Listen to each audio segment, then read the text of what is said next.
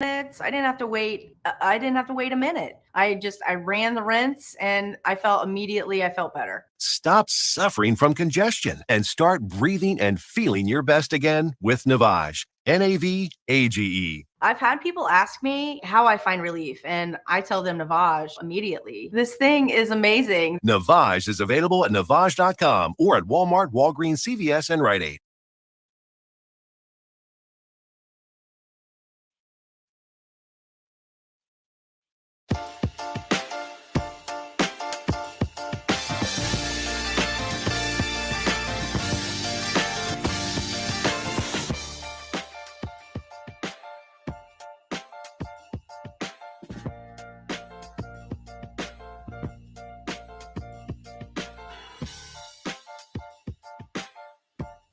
All right, everybody, welcome in. It's the Kinner and Kev Show live here on a Wednesday.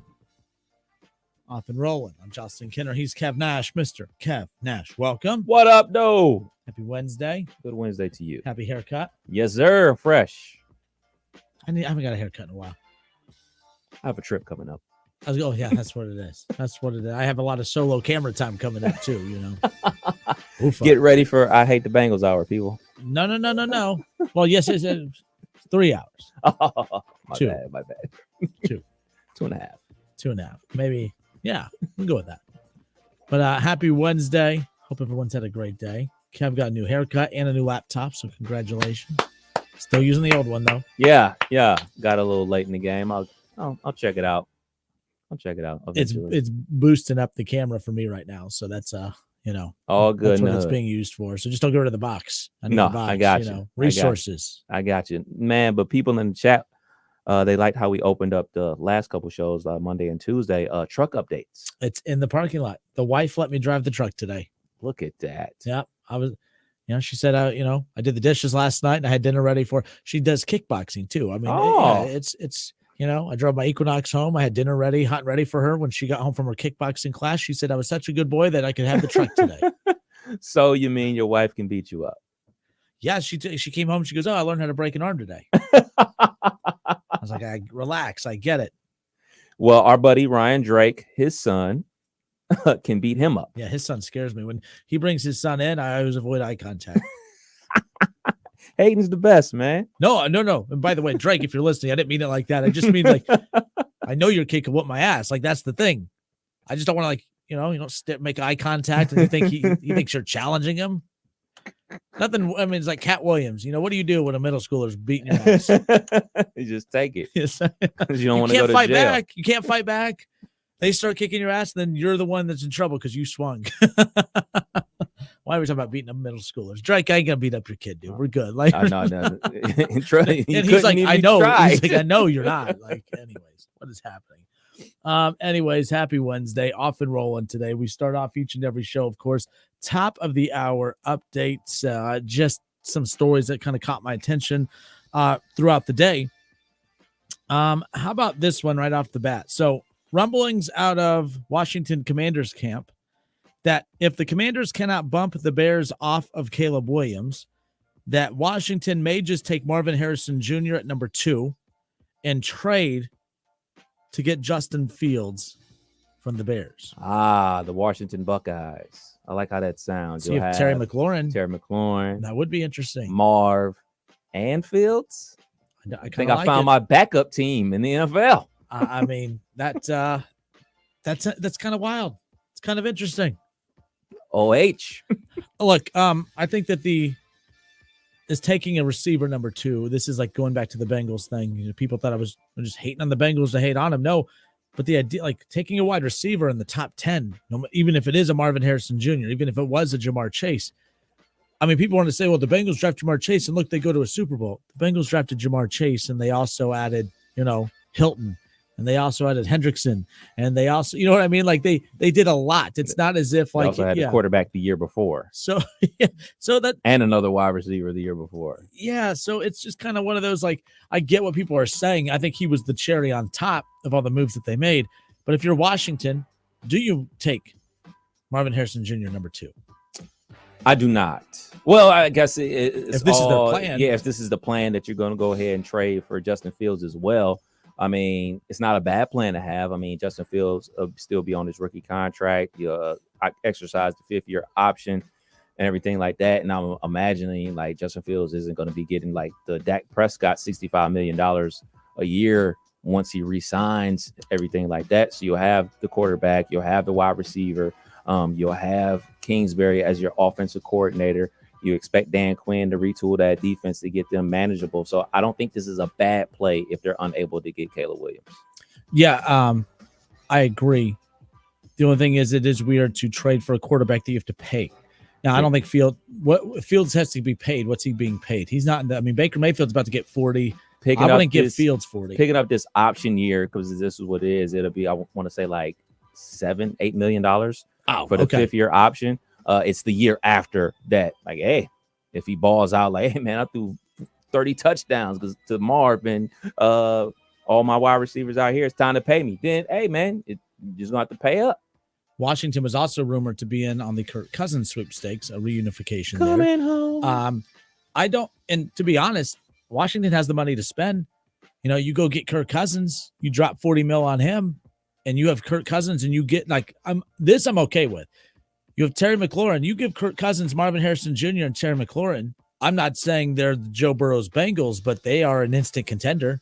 They're an instant NFC contender. I don't know about Super Bowl contender. I think that'll matter what they do on the defensive side of the ball. But Fields, I understand that you can go in cheap with him and give yourself a shot. Plus, you go in, it doesn't work with Fields. Super. You have Terry McLaurin and Marvin Harrison Jr. for the foreseeable future. And now we've seen teams, oh, look, Russell Wilson. We didn't think a few years ago he'd be available. And all of a sudden, boom, is the biggest story in sports. Lamar was almost available last year. Quarterbacks that you don't expect to be available become available, whether it's a free agent class or not. So just keep an eye on that. Washington, they have options, that's for sure. They're not desperate by any means. Speaking of desperation, the Cleveland Browns, no. They have to replace Brian Callahan, and they did that today. In fact, the Cleveland Browns have replaced Brian Callahan with former Seahawks offensive line coach and Andy Dickerson. I mean, you had to replace him. I don't know what to make of this. Brian Callahan was the number one offensive line coach in football. So no matter who you hire, it's going to technically be a step back name-wise. But, I mean, keep in mind, Brian Callahan did a great job with the offensive line, but he also had all-pro offensive linemen too, who same all-pro offensive linemen are still there in Cleveland. I think Cleveland's going to be all right. It's just what Callahan did was develop offensive linemen too, and I think that's going to be key. You look at Pollock in Cincinnati, he hasn't done a great job developing, but they've given him talent and they've improved over the last couple of years. So I think Cleveland will be fine. I don't think there's going to be this major drop-off that non-Browns fans are kind of hoping for, I guess, if you will. Yeah, I mean, you have to be really in the weeds to say, all right, man, this offensive line coach is the best. Look what the guys that he's developed. Like, we look at things from a very low perspective because we're football fans. Like, I mean, outside of like a Mike Munchak and a Russ Grimm and things like that, Hall of Fame guys that we know that, hey, man, those guys coach great offensive lines. Get them. We have no idea what these guys are teaching in the film room on how to instruct these dudes, how to and how not to. So they fill the position. Hopefully it works out for all the Cleveland Browns fans. Yeah, I think they'll be all right. I'm not really too worried about it as far as that's concerned. Kansas City Chiefs head coach Andy Reid was asked today at a press conference about the rumors of his retirement. His response was, today's not the day. Uh-oh. So I'm reading this. Today's not the day. Today's not the day. Don't ask me that. Or today's not the day. I'm not there yet. Right. I don't know. It's all about context. Right. Now, it's my job to provide context, and I'm failing all of you in that category. But I see the quote after in the headline, today's not the day. Don't worry, I read it. We're good. There's context here. That's what, so he talked about his parents, about, growing up. His parents said, one day his parents had never talked about plans of retirement, that his parents just woke up one day and just retired. He said, and they've always told him, you'll wake up, you'll just feel. Nick Saban, he was well into his recruiting cycle and just said, you know what? Deuces, I'm out. So Andy Reid will know. So Andy Reid says, that's what my parents would tell me when I was young. I was an inquisitive kid, and so that's the way I look at it. Somewhere you're going to know when it's time. Today's not the day. So today's not the day. Does that mean tomorrow's the day? 2 days from now is the day? Next week's the day? Sunday after the game's the day? Who knows? But yeah, rumors circulating that Andy Reid could potentially be done when it's all said and done. I know one person that hopes he retires. His name is Eric Bieniemy, because he's without a job right now. Like, I mean, he was the OC for one season with the Commanders. All the other offensive coordinator spots have been filled around the league. So he's sitting there without a seat to sit in. So if Andy Reid decides to, hang it up and retire, then he has a potential landing spot for maybe even a head coach job. So I don't know, man. Like Coach Reid, he's doing a lot of great things. If they win, I wouldn't count him out of doing it. So speaking of Andy Reid, again, if you're just joining us, top of the hour headlines as we kick the show off today. Speaking of Eric Bieniemy, Andy Reid revealed today that Eric Bieniemy talked to the offense and spent some time with the team ahead of their AFC Championship game against Baltimore. Andy Reid said, "Don't worry about it. His coaching future is great." Is that weird? Weird. I mean, he's unemployed, so I guess there was reports throughout this. Who was John Gruden working with this season? The car with Carr. So, I mean, I guess this normal, but again, that's just kind of. I mean, they didn't fire him; he chose to go. They kind of pushed him out a little bit. Said, "Hey, maybe it's best if you do go get an OC job elsewhere." Yada yada. It kind of didn't work out, but maybe the best. Timing is everything. And if Andy Reid does retire, maybe Eric Bieniemy does make sense. But you got to pick between Eric Bieniemy or Bill Belichick. We'll see what ends up happening there. The only weird part is technically he was still under contract with the Commanders. That's the only weird part because obviously the AFC Championship game was 2 weeks ago. They just made the hire of Cliff Kingsbury a couple of days ago. So technically he was still employed from another team. That's the only murky part that I could see. Troy says, if Reid retires, I think the OC of the Lions could potentially get that job. I know he's, the whole league hates him right now, remember? But Ben Johnson, Ben Johnson, there wasn't a job out there that he felt made a lot of sense right now. But I promise you, Patrick Mahomes, Travis Kelce, the Kansas City Chiefs, that's going to be the job that everyone is willing to uproot and make happen. Not a bad one, Troy. You and I don't really get along in the socials, but I'll give you that one. That's not a bad suggestion right there. I like that. And also, you think for 1 second that if Andy Reid retires, he doesn't have a say-so in that. You think Patrick Mahomes doesn't have a say-so in who's the next head coach. You think Patrick Mahomes is going to be like, no, let's bring in somebody else to run a totally different offense or bring in a guy that, hey, this is the guy that taught me a ton during my career. I was in his headset when I wasn't the starting quarterback. I was standing right next to him the entire time. I think Patrick Mahomes will have a lot of say-so in who's the next head coach of the Kansas City Chiefs if Andy Reid retires. Top of the hour headlines. So Rex Ryan.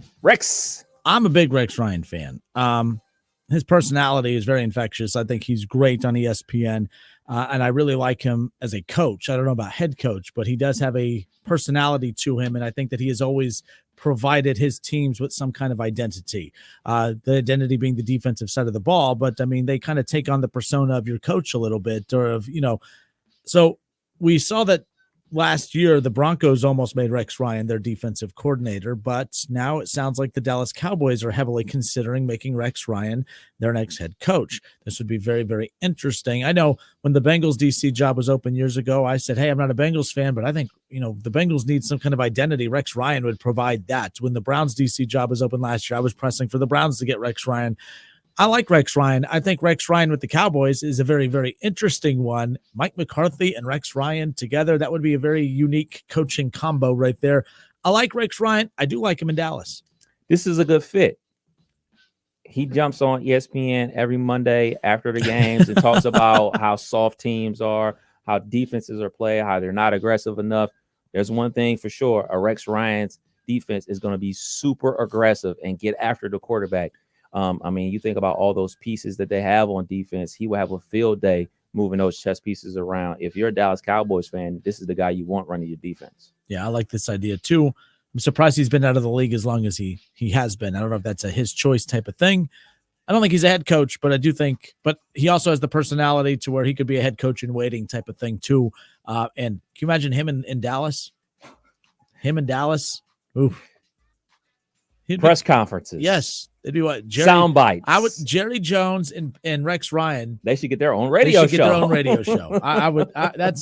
That's appointment listening, if you will. Next up, Netflix is teaming up with Major League Baseball for 2 new projects about the Boston Red Sox. For the first time, Netflix will follow an MLB team over the course of a full season. This docuseries will feature unprecedented access to Red Sox players, coaches, and executives throughout the 2024 season. This will premiere in 2025. Red Sox are not a very interesting team. But again, it's the Boston market. Right. So I get it's why I think baseball needs to do stuff like this. I love Hard Knocks. I love that, Hard Knocks does an in-season. Hard Knocks now. Netflix did the quarterback series. Couldn't get a lot of quarterbacks to re-sign up for it. I think they're doing one in the NBA now. I think LeBron's a part of it, or it's not Netflix, it's HBO. Yes, Netflix, it is. I'm glad baseball is smartening up and getting a part of this too, giving them the access that they need. I think this is good for golf. There's a golf one too that kind of gave you behind-the-scenes stuff. I think the more access and these types of docu-series shows, the better. I think this is huge for baseball, and I think it's huge for Netflix as well, who's really getting in on the sports game. We talked about their WWE deal from a few weeks ago. I really like this deal for Netflix. One, I would say they shouldn't wait till next year to debut it. I think they should debut it like in July after All-Star break. Like you have half of the season already in the archives. Let's chop all that stuff down into 10 episodes and release it after the All-Star break, and then release weekly episodes, because that's not only going to create a buzz around the team, but it's going to create a buzz around baseball. The second thing is, why the Boston Red Sox? Okay, good. So I'm glad you said that too, because I was like, I get it, it's Boston, but it should be about the Dodgers. Yeah, the Dodgers. This should be about the Dodgers. I don't like the Dodgers. Nobody likes the Dodgers unless you live in LA, but it should be about the Dodgers, a team that underachieves constantly, but has all the talent in the world. Should be about the Dodgers. That would get the casual involved. Yeah. Well, I guess it's a 2-parter. So this one, Netflix later on is going to release a brand new documentary looking back at the historic 2004 Red Sox season, which of course culminated in the franchise's first World Series title in 86 years. So the Cubs next year. Is that how we're going to do this? I'm with you. I got that twitch about the Cubs whenever you bring those guys up. Maybe this is, living in a silo here, but the Reds, I think the Reds are a very interesting team. But again, do people think that outside of the state of Ohio? I don't know. It's just because of LA and stuff too, but who knows? All right. Last one on this list, Kev, again, as we sit here today, kicking off the show, top of the hour, headlines. Think of this during the break. We'll pick up with this on the other side. So we don't know what the future of Bill O'Brien is. But Bill O'Brien was running the offense today. Hey, with the Buckeyes. But whether Bill O'Brien is here or not, Ryan Day made it be known today that he will not be calling plays for the Buckeyes in 2024.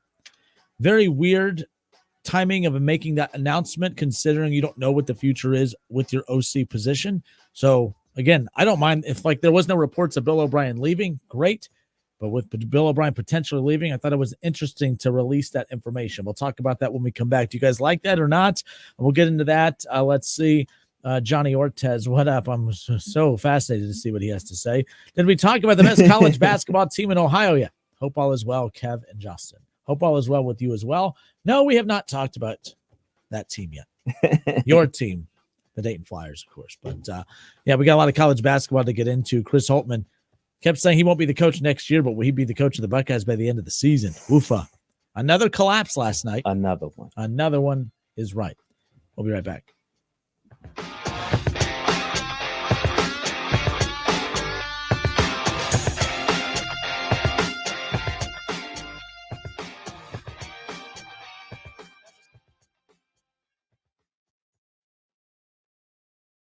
It's the Justin Kinner Show with Kev Nash. Justin, you're awesome, baby. Right here on 1410 ESPN Radio. ESPN 1410 Wing AM weather. The forecast, mostly cloudy, 38 tonight, partly sunny, 61 tomorrow. Friday, partly sunny and 64. I'm Rick Schrempf for 1410 ESPN Radio. Have you ever told a friend? Oh, I'm fine. When you really felt? Just so overwhelmed. Or sent a text? Can't sleep. Are you awake? When you couldn't find the words to say? I'm scared to be alone with my thoughts right now. Then this is your sign to reach out to the 988 Lifeline for 24/7 free confidential support. You don't have to hide how you feel. Text call, or chat anytime. Have you heard? Bath Creations has moved to their new location and showroom at 8741 North Kimmel Road in Clayton. This gives you even more opportunity to see the incredible amenities and craftsmanship Bath Creation offers. With Bath Creations, you get a beautiful, modern bathroom that is safe, comfortable, and affordable. Attention first responders, veterans, and active military. Save an additional $500 off your purchase. Visit at 8741 North Kimmel Road in Clayton or online at mybathcreations.com and get a new bath today. Need a U.S. passport? We can help. Hi, this is Mike Foley, your Montgomery County Clerk of Courts. Visit one of our convenient auto title locations in Huber Heights, Clayton, downtown, Moraine, and Centerville. Make us your first destination before you travel abroad. No appointments ever needed. We do passports.com for more info. Hey, let me tell you about the advantages of driving with my friends at Cordell Transportation. First of all, for the new year, they're offering brand new equipment to drive. They purchased new equipment, and not a lot of people could say that, but they've got it, and they're ready to roll with you. Cordell Transportation is offering an incredible $5,000 sign-on bonus paid over 18 months. If you're an experienced Class A CDL driver looking for excellent benefits, home daily dedicated lanes, no-touch freights, then apply today online at CordellTransportation.com. Cordell Transportation, driven to succeed. The smarter way to clean your floors. It's time to make the swap. Swiffer Power Mop. Introducing the new Swiffer Power Mop, the all-in-one tool that gives you a mop and bucket clean in half the time. The solution's built right in, so no heavy bucket, and the pad has hundreds of scrubbing strips to get deep into grout. Don't mop harder, mop smarter. Swiffer Power Mop. Swiffer Power Mop. If you're looking to move out of your parents' place, you could really cut expenses by bundling your car and renter's insurance with Progressive, which is good because your little brother has gotten really territorial. You're blood related. You'd think it would be fine to share food in the fridge. I mean, who writes their name on every individually wrapped slice of cheese, Tyler? Still, you've got to admire the commitment. So bundle your renter's and car insurance with Progressive and use the savings to help you move out and have all the cheese you want. Progressive Casualty Insurance Company coverage provided and serviced by affiliates and third-party insurers. Not available in all states. Kid Rock, Jason Aldean, and some of their friends are going to get loud, rowdy, and they're going to do it in your hometown. Tickets to Rock the Country are on sale now. Get them before they're gone at rockthecountry.com.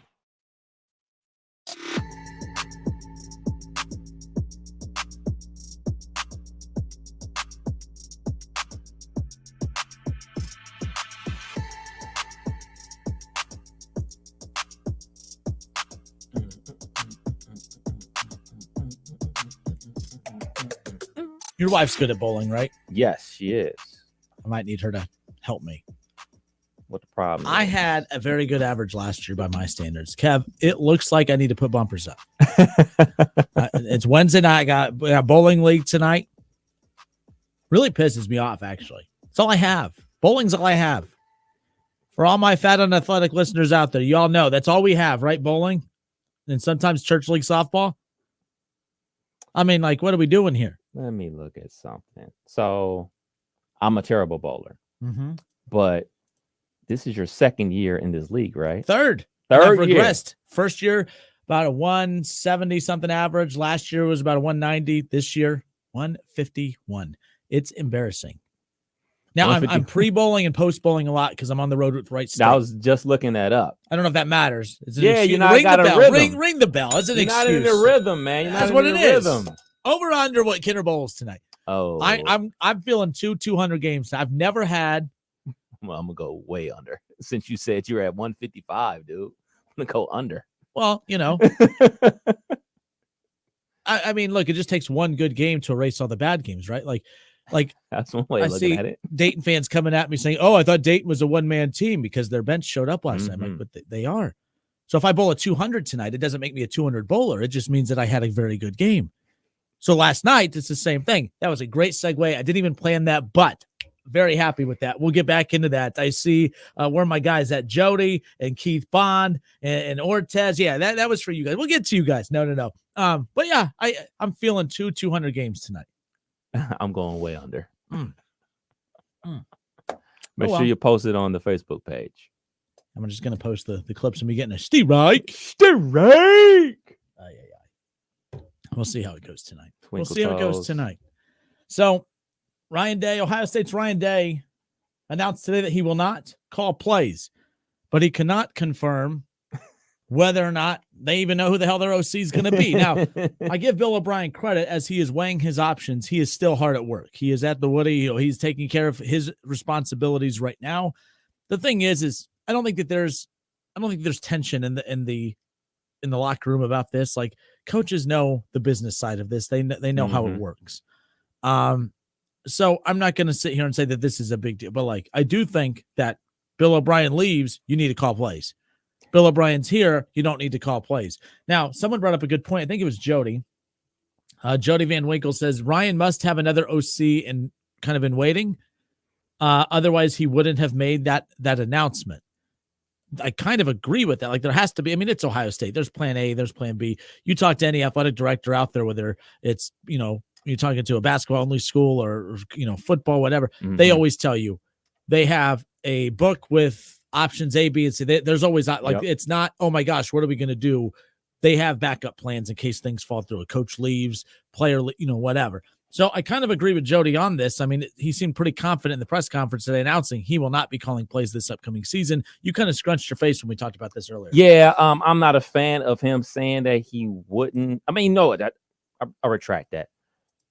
If Bill O'Brien is the offensive coordinator, absolutely no problem. But I think that Coach Day is expecting him to stay as the offensive coordinator at Ohio State and to be calling those plays. If Bill O'Brien takes his job at Boston College and they are unable to find someone else to be the offensive coordinator, I fully expect Coach Day to be calling the plays because he's the one on the staff that has experience calling plays. I don't think this is the year to say, hey, new guy that's never done this before, here's the play sheet, good luck.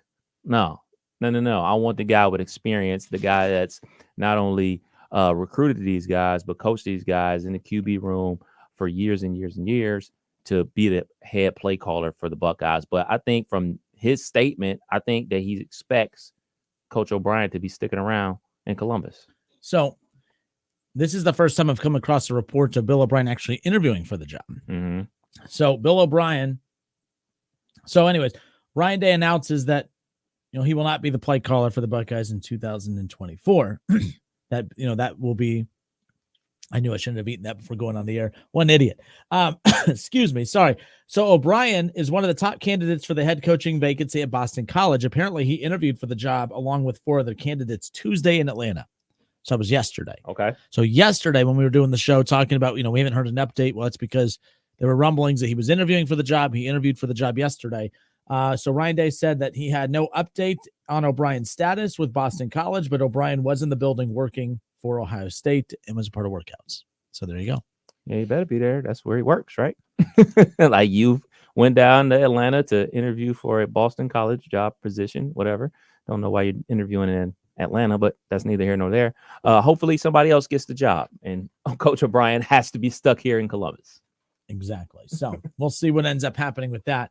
As far as that's concerned, but we don't need to do all the repeated stuff about it. Like we know, I still think Ryan Day should be calling plays if Bill O'Brien's not here, unless they, end up bringing a big name in to be the offensive coordinator. I can't think of any other big name that would fill the veteran void, right? That Bill O'Brien would leave. Because there's hot commodities out there like UNLV's head coach, Marion. I'm sorry, not head coach, but their offensive coordinator, Marion. They have like a unique offense out there, but he's a up and comer.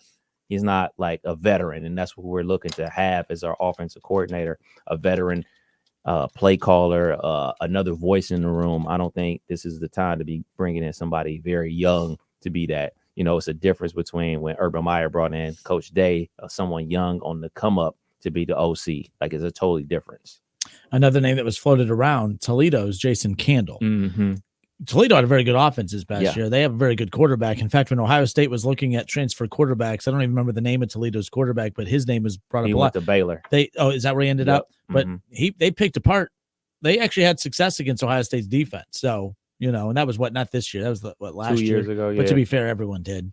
A lot of teams did, but nonetheless. So who knows? I don't think it's that big of a story at this point. Speaking of stories, remember the last week when I said Randy Moss? Yes. I got mossed. I got duped. Daquan Finn was his name. Daquan Finn? Yeah. Okay. This is what. So last week I told Kev, I was like, oh man, Super Bowl week, the week to build up to the Super Bowl. If we were at Radio Row a representative from Randy Moss's camp had reached out to ask if we wanted him on. And I said, okay, well, that's cool. And I'm not like making this story up, by the way. Like, so it happened to Boomer on their show, Boomer and Geo on CBS Sports Radio. I was watching that show earlier this morning and just kind of had it on in the background. They started talking about, it was a clip that they had shared about Randy Moss coming on the show. And then Boomer goes, well, hold on. What is Randy Moss? What is his product that he's selling? And they said, oh, he's something with horses, with horse racing. And he goes, you mean Randy Moss? I didn't know there was a Randy Moss, the horse racing announcer. So I got all jacked last week thinking that someone had reached out to us to have Randy Moss on the show. And I'm like, hell yeah. Right. No, I think we're busy next week, dude. Sorry. Tell Randy maybe next time. Now, this is no disrespect to Randy Moss, the horse racing expert. Right. But I don't think we are we're not a couple horse racers ourselves. I don't know what our listeners are, really into. But so if we were going to Radio Row, I would have booked that. Absolutely. Because when he reached out, I said, yes, we'd love to have him on. I was like, we appreciate it. I was like, but we're not making it to Radio Row this year in the plans for, Super Bowl coming up. We won't be there for this Super Bowl, though. But keep us in mind because we are, planning for that. Yada, yada. Okay, cool. We have you down in our contact list. We'll be in touch. There's some other stuff that they'll be in touch with us about having him on in the future. I was like, oh, excellent. This would be cool. Get Randy Moss on. Well, I'm glad to know I'm not the only one because they caught it live. They were about to bring him on. They thought they were preparing. They had the Randy Moss picture up of him. Oh, my goodness. Can you play imagine? when I want to. Can you imagine? I'm trying to Straight think. cash on me. I can't think of any example of where that's almost happened, getting confused with having the same name. But they got to do a better job. To be fair, I went back and read the email. I sent it to you. It did say horse racing announcer. Or no, maybe it didn't. It just I don't think. No. Here, I sent you the email today. But that was wild. But I mean, so how many Randy Mosses are there in the world that are going to say, hey, they want to come do an interview the week of the Super Bowl? They know what they're doing. They know when people see the name Randy Moss, there's no mystery why they're reaching out the week of the Super Bowl because everybody is going to see Randy Moss. And absolutely. We could talk about the New England Patriots game where they lost to the Giants. We could talk about the matchup because it's Randy Moss. Nobody's thinking about horse racing. He should be hitting people up around in May for the Kentucky Derby, not in February, the week before the Super Bowl. Because I feel they know exactly what they're doing because his name is Randy Moss. They know what they're doing. They're trying to dupe people. Well, they almost got me. I mean, I'm going to be that 80-year-old that's forking over some thousands of dollars over the phone to save a family member. So this email says, Justin, just wanted to check in and see if you will be on site in Las Vegas for Super Bowl week, and if you'd be interested in having broadcaster Randy Moss. Yeah, see? Broadcast. Yeah, forget, Randy Moss on your show to talk about the big game. So, see? Yeah, you're right. Okay, I don't feel that silly now. I got duped. I got to be smarter than that. Because why would they say, you know what? Kenner and Kevin Dayton, they need to get Randy Moss on. Now, we've had people reach out to say, hey, we know KB does a show for you. That's how we've got Herm Edwards on in the past and stuff like that, too. I mean, Kevin and I are very credible people. Let's just be clear, But we've had Herm Edwards on and stuff through KB's, connections and stuff like that. So that makes sense. But, yeah, this, I should have known better. But no, you shouldn't because, I mean, it's Randy Moss. They never say horse racing analysis, Randy Moss. They say Randy Moss to a sports show, and then they say to talk about the big game. What other game would he be talking about? What other game would Randy Moss be talking about? It says he can also speak to key gambling aspects of the matchup. He would also love to talk about the advancements in safety for horse racing.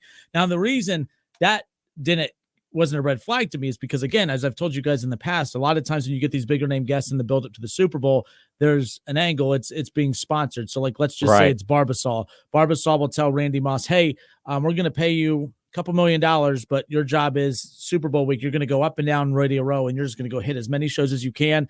Hey, we're talking football. All right, Randy, what are you promoting today? Oh, I'm going to tell you about Barbasol shaving cream, but the razors, blah, blah, blah, blah, blah. And then that's, the shavers. Take care of your job. Yeah, so it's just kind of one of those things. So when they said he wants to, talk about the safeties and advancements of horse racing, all I thought was, all right, Randy Moss, he's really into horse racing. Right. All right, cool. Great. So it didn't, anyway. So I got mossed, basically. When we do get that contact for the real Randy Moss, for the NFL Randy Moss. If it says Randy Moss wants to talk about fishing, it probably is Randy Moss, because Randy Moss is a huge fishing guy. Like if you follow him on Instagram, especially during the off season, like he's fishing all the time. And so he has like just a to be country aware. twang to his voice. He's a country kid. Yeah, for sure. Yeah. So like it didn't catch, like I was like, I just hear Randy's voice. I'm like, yeah, it makes sense, you know? So, I mean, but we weren't the only one. We weren't the only ones. I mean, Boomer got. Yeah, but they got it live on the air. Like so their producer, it was like you felt bad for him because you could see him off to the side. Like you could see when it clicked. Like you have to go watch the clip I sent you. When the producer realized, oh, like it was like, oh crap. Like Boomer was what? So like Troy here, where did he go? Oh no, Steve Stetler. What up, Steve? Steve Stetler says, yeah, there's a Randy Moss that announces thoroughbred horse races, and that's who we would have talked to in the build up to Super Bowl week. So ridiculous. Anyways, you're right. Around the Kentucky Derby, I'd love to have Randy Moss on, you know, but is what it is. So yes, that you know, I always get nervous with that too. When we do have people reach out to have guests on and stuff, I'm always like, okay, is this like, you know what I mean? Oh, we're gonna have so and so on, and then find out it's just a prank or something like that, you know. Anyways, is what it is. It's Kenner and Kev Show, 1410 ESPN Radio. Dayton gets a big win last night on the road, and there was something that happened at the end of the game that I'm a big fan of. I love cocky teams. I love when teams show up their opponent. You know, I love that stuff. That's my type of personality. Dayton is so goody on everything. Their fans all uppity and just so do-gooders. Can't stand them. Dayton usually so do-gooder and all this stuff, but last night, they let St. Joe's know it. They were, I mean, you had to go to sleep. Oh man, Deron Holmes, freaking dude last night. He's letting their whole student section have it, and that's usually not Deron. I loved it last night. The Dayton Flyers get a big win last night. We'll talk about that when we come back. It's Kenner and Kev Show, Dayton's ESPN Radio, 1410 Wing AM. Oh, the Buckeyes, they went to sleep last night.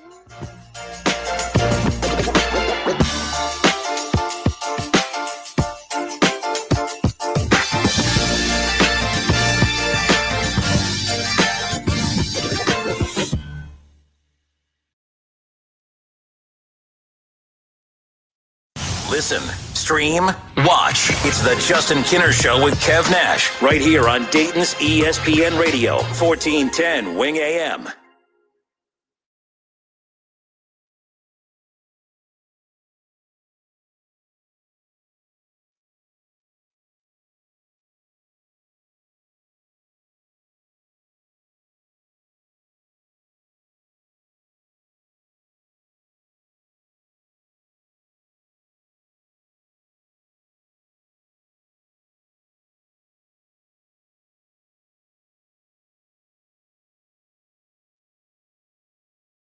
Do you have an oak tree in your yard?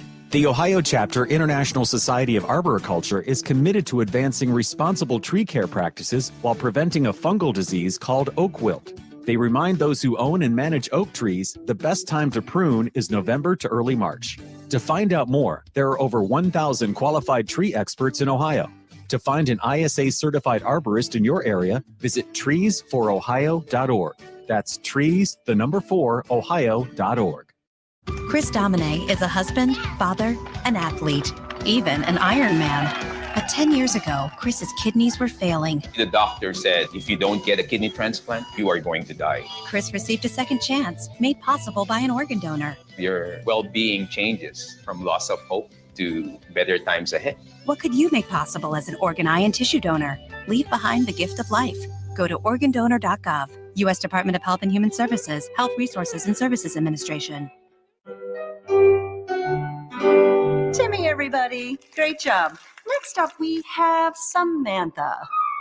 10 times better performance can make a big difference. Castrol Edge Motor Oil gives your engine 10 times better high-temperature performance. Castrol Edge, better oil for maximum performance.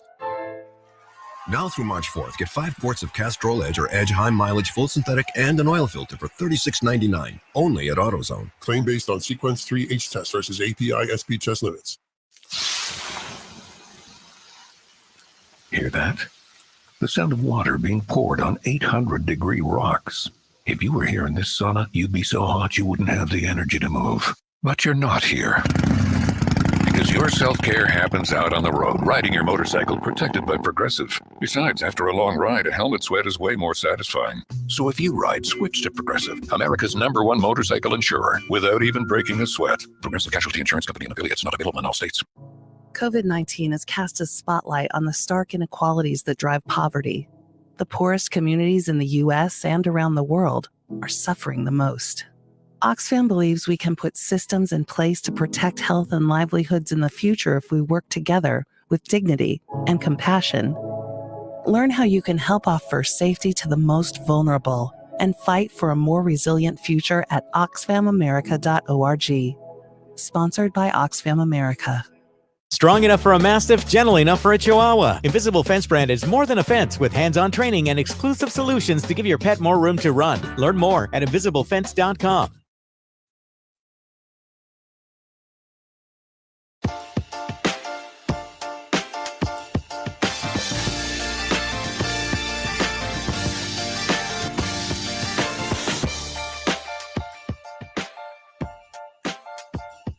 And we are back. It's the Kinner and Kev show right here on Dayton's ESPN Radio 1410 Wing AM.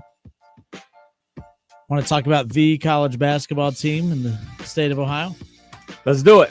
Ohio State. The. Joking, folks. Relax. We'll get to Ohio State in a bit. I can't defend Chris Holtman. It's not funny, man. It's not funny. It's not funny at all that the Buckeyes are this bad. It's not funny at all. And the sad thing is, like, he recruits really well. Like, he does a good job. He just, I don't know. I can't explain it because you go look at his November, December record. It doesn't make sense. And they beat good teams. It's not, and they're not afraid to go on the road. Like, they don't have to hide in the Battle for Atlantis. They don't have to hide in the Bahama Bowl or wherever the hell they go play. And they don't have to hide in the Maui and all this stuff. They actually go play Kentucky. They actually go play these schools, and they play them there, and they win. Doesn't make any sense. Do you have an explanation for why? Yeah, they get tape on you. You get tape on you. So it just means Chris isn't making the adjustments, man. They get tape on you. They figure out what you're doing, what your new actions are, and now they're countering all those things. Well, it's unfortunate, but I don't think he'll be back next year, but if they keep that up, he may not. I mean, it's not really on Ohio State's, they're really not in these positions often, but I mean, does he make it the rest of the year? Yeah, he'll make it through the year. They won't fire him in the middle of the year. But if they're going to do it, I kind of want him to do it. Give Jake Diebler a shot. Nah, you want the new guy to start fresh. Start fresh with a whole new That's team. an NBA thing, Roar. Yeah, just let this season play out. Let the season be what it's going to be. If they decide to move on from coach, then they move on and they get the new replacement in there. They're able to find the players that they want in the transfer portal. They're able to do whatever recruiting they need to do, change the team how they see fit. Let this season play out with Coach Holtman. Yeah, like it's just, and I see some people asking, does he make it the rest of the way and all this type of stuff? So I'm like, yeah, I think I don't see Ohio State doing that, but if they did, like, I don't think anyone, I do think they're going to start over as far as that's concerned whenever that time comes. Is this Adam?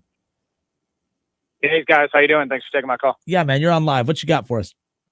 Hey, just real quick, since you guys are on the Ohio State basketball subject, Kev, are you able to elaborate more why you don't think he deserves to be fired before the end of the year? Like, they probably need a new voice to get through the rest of the season to at least be respectable, no? They're not going to be respectable. Like, you think they're going to run the table, and they have to run the table. They have to run the table to get onto the bubble. Like, I'm not saying that Chris Holtman deserves to keep his job next season, but I see no point in firing him right now. What would be the point of that? Let me ask you that. I mean, he's clearly lost the locker room, don't you think? Like, outside, I mean, I'm on the outside looking in on it, but like, from how they're performing here through the past 6 weeks, like, whatever he's doing is not working. Like, they gotta, at some point, you gotta try something else to get something out of the season, maybe. Or I don't know. I guess you brought up a good point. Like, what has changed? If they run the table, like, are they even considered as a bubble team at that point? So I don't think he's lost the locker room. You look at 9-point loss to Illinois. You look at a 2-point loss to Iowa, a 3-point loss to Indiana. A team that's lost the locker room they're getting blown out by 30, 40, 50 points in those things. I think the guys are still playing hard from them. I just don't think that this team is talented enough to compete. And I think that the adjustments that coach is making just aren't working. I mean, they haven't been working the back half of at least the last 2 seasons. I definitely think that the Buckeyes need a new lead guy coaching them, but I just think that also we have to look at Gene Smith. Like, this is his last, hurrah as the AD. Like, I think that he doesn't want to fire a guy on his way out the door. I think this should be a situation that's done by the new AD. Like, hey, we're moving on from the head coach, or give coach the opportunity to step down and let the new athletic director hire the new guy to put them in place. But I don't think firing him right now is going to do anything. I think that would even put the team into a further tailspin. All right. No, I like your point about Gene Smith going out and just kind of, like you said, starting fresh there. I didn't even consider it. No. Awesome. Appreciate the time, guys, as always. Thanks. Appreciate you, man. Thanks for listening. Look, we saw when things got a little dicey with the football program, they bring in the new AD, and I'm not sure how much power the new AD has. I think it's kind of the timing. It just seemed to overlap perfect way, but I don't think it's a coincidence. Texas A&M was known for the NIL, super aggressive, throwing money against the wall. Let's just go spend. I don't think it's a coincidence that he's brought in and all of a sudden everything changes. Now, again, he's not in full power yet. So I think there's some kind of influence there. I do believe there was an influence of some kind with Bjork coming in. Mm-hmm. Don't know what that is, but what I hope, here's what I don't want to have happen every year for Ohio State. We don't care about Ohio State basketball until it's time to bitch about Ohio State basketball. You're not allowed to, you got to care a lot more than just in late January, early February. So, and that goes to the program. But to be fair, before then, the team plays well. When no one's paying attention. When nobody's paying attention. So I'm curious where they go from here, because if they just, Jake Diebler, you're the guy, you can't sit there and hold Holtman to the super high standard when you can't hold the coach to a higher standard than you're holding the program to, I guess is my point. So if they're going to be super aggressive and they're going to match the intensity and urgency with the basketball team that they did the football team, which is what I'm praying that they do, yes, then they better go after Chris Beard. I see Chris Beard. I don't know. I know an article was sent to me about candidates that could take over for Chris Holtman. I haven't looked at that. We've thrown out some names. I've seen a lot of Thad Matta coming back. I don't think you go backwards. I don't. I love Thad Matta. I fell in love with Ohio State basketball growing up during the Thad Matta era with those guys. I was a big, Oden. Greg Oden and Aaron Kraft. And I mean, Aaron Kraft and Oden didn't play together, but I mean, that stretch of classes. Raekwon. Yeah. I fell in love with basketball during that stretch with David Leidy, William Buford, Diebler, all those guys. Mm-hmm. Okay. So Sullinger. Sully. Yeah. List goes on and on. Big fan of that entire stretch of basketball. I don't want to go backwards. Let's not forget Thad Matta wasn't killing it down the stretch either. Exactly. It was kind of like what we're seeing with Evan Turner. Yeah. You're getting had some dogs. Yes. That's what's why. And they went to multiple Final Fours. They didn't get the championship, but I mean, we're not even sniffing Sweet 16s right now if you're an Ohio State basketball fan. The tournament. So Chris Beard, what I meant by being aggressive, Chris Beard's an aggressive move. He spent 1 year at Ole Miss. But Ole Miss is not one of those do you look at Chris Beard, a legit, feel like the next big thing that comes his way, he's going to go. Mm-hmm. I think he was set at Texas Tech. I think he wanted to remain at Texas Tech. Then he did a really good job at Texas. And then he did a good job. To me, I really like Chris Beard at Ohio State. I really do. I don't know what other coaching options there are out there. There's some good ones, I'm sure. I don't know if Chris Beard was on that list. I would like to see that. That to me would show, they're serious. Because Chris Beard, any team he touches, they turn into a really good basketball team. I think he would be key for Ohio State. So the one thing about college basketball that I really appreciate is that we don't do the same thing that we do in college football. That, he has to have ties to this school. He has to be from this region. He has to coach in the Big Ten or coach in the SEC. We got to get an SEC guy to coach at an SEC school or a Big Ten guy to coach at the school. Like Matt Campbell, he's always rumored to be, going to Michigan State or Penn State or stuff like that, because he has quote unquote Big Ten roots in basketball. They don't do that. Hey, man, whoever's the best guy, whoever can recruit the best, whoever can get us the most talent. So that's where I am at with it. If Chris Holtman isn't going to come back as the Buckeyes head coach next year, whomever is the best guy on the market that can get the most talent to the team to get W's, that's who I want. I'm not smart enough to say, all right, this is the guy we should go get. I'm going to leave it up to the people in power. Find the best guy that y'all deem is the best and I'm going to check that person's record and their resume. And okay, if that's the guy, that's the guy. I'm cool with it. Yeah. So, and everyone makes a big deal about a football. Does he want to go to a football school? Go make it. You won't make it a basketball school, but just go win. He coached at Texas. Yeah. And by the way, Ohio State fans would fill the damn shot. 18,000 fans. The shot was full all the time during the early stages of that Thad Matta era because you gave him a reason to give a crap. Right. And I like Chris Holtmann. I really, really do. He actually will come on the show. I really like Chris Holtmann, but he's not getting the job done, and I can't defend that. I just can't as far as that's concerned. So Ohio State loses last night after being up double digits against a bad Indiana team at halftime. And Indiana comes back to win 76-73, the final. Ohio Nightmare. State. Yeah, they won't play again until Saturday, 4:00 tip-off. So they have Maryland back at home. Now, I know we're about to talk about another men's team in the state of Ohio, but there is a Buckeye basketball program that is balling right now. Obviously, the Buckeyes, the Lady Buckeyes, they're number 1 in the Big Ten right now, ahead of Iowa. They're 10-1 in conference play. They're highly ranked. They're number 5 in the country. So, I mean, I know like the men's team this, the men's team that. Well, the women's team is holding up their end of the bargain. So, salute to the women's basketball team at Ohio State. Yep, and they're led by, a local player too, and Cody McMahon. Indeed. So that's pretty cool as well. But they have like 2 top 10 wins. Obviously, they beat Indiana and they already beat Iowa. So yeah. Who's the head coach at Florida Atlantic right now? That led them to the Final Four last year. Driving me nuts.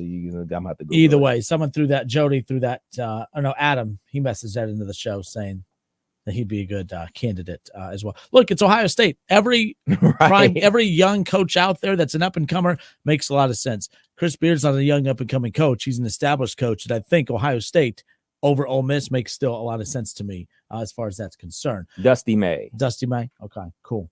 I like that too. I wouldn't mind that one. But it's going to be very interesting nonetheless. All right, so Dayton last night, down 38-34 at the half against St. Joe's. And it's funny. So the show opened up today right off the bat. Troy says, Dayton show not a one-man team last night. Santos dropped 21, Bennett with 18, Elvis 21, Cheeks dropped 12, and Holmes struggled last night, only dropped 13.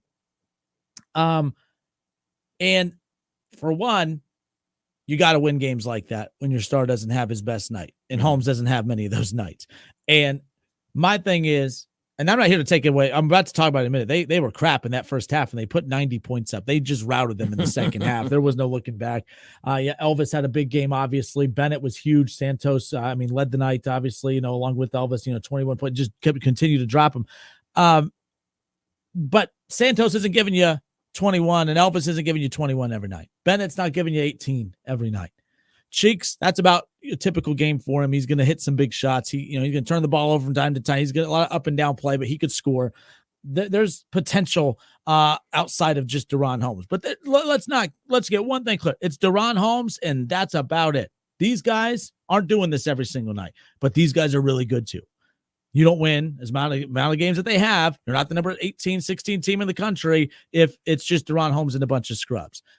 But they're not this every single night. But what they did do last night that was really impressive, it was all about the defense. It was about the way they clamped down in the second half. They end up coming away with a 94-79 win against St. Joe's or whatever. Kobe Elvis, again, Nate Santos, each scored 21 points. The second time this season that 2 Flyers scored at least 20. Only the second time. So don't tell me, it's not a 1 point. It's only the second time. And that's okay. I'm not mad. I'm not trying to argue or anything like that. That's why I was joking about, I'm a pretty bad bowler this season. You're right. I could bowl a 200 tonight. Doesn't make me a 200 average bowler. It just means, you had a good night. That's not who this team is. They're not very, they're going to, and by the way, the big man for St. Joe's too also gave Deron Holmes fits. Guess what you're going to run into come tournament time? A lot of teams with a lot of big men to continue to throw at Deron Holmes. So unless you can consistently get 21 from Santos and Elvis every single night, then there's a little area to be concerned, but it doesn't matter. We're not in March yet. We're not in the NCAA tournament yet. It's the A-10. And I said, I need to see you blow out teams. I need to see you make teams look like they're not in the same league as you.